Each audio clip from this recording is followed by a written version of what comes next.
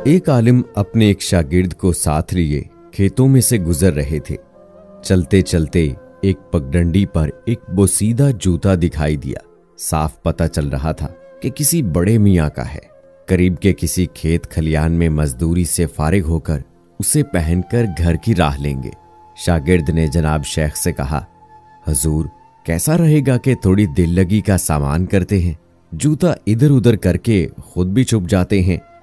वो बुजुर्गवार आकर जूता मफकूद पाएंगे तो उनका रद्देमल दिलचस्पी का बायस होगा।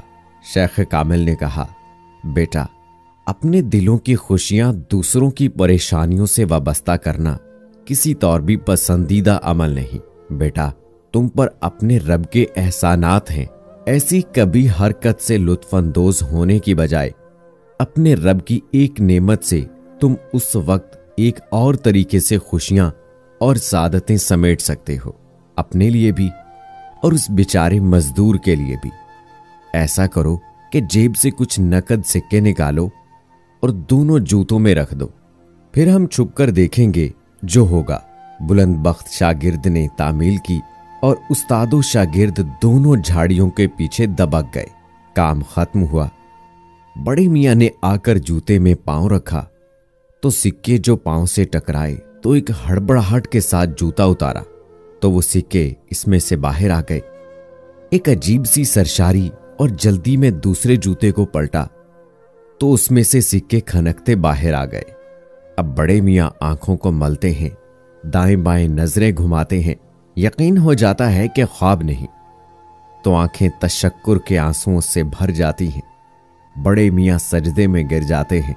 उस्तादो शागिर्द दोनों सुनते हैं कि वो अपने रब से कुछ यूं मनाजात कर रहे हैं, मेरे मौला, मैं तेरा शुक्र कैसे अदा करूं? तू मेरा कितना करीम रब है। तुझे पता था कि मेरी बीवी बीमार है, बच्चे भी भूखे हैं, मजदूरी भी मंदी जा रही है। तूने कैसे मेरी मदद फरमाई। इन पैसों से बीमार बीवी का इलाज भी हो जाएगा, कुछ दिनों का राशन भी आ जाएगा।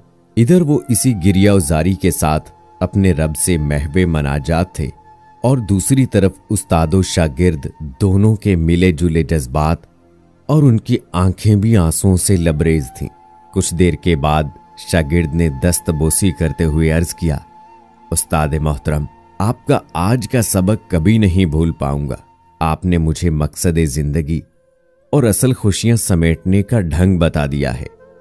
शेख जी ने मौका मुनासिब जानते हुए बात बढ़ाई, बेटा, सिर्फ पैसे देना ही अता नहीं, बल्कि बावजूद कुदरत के किसी को माफ करना अता है।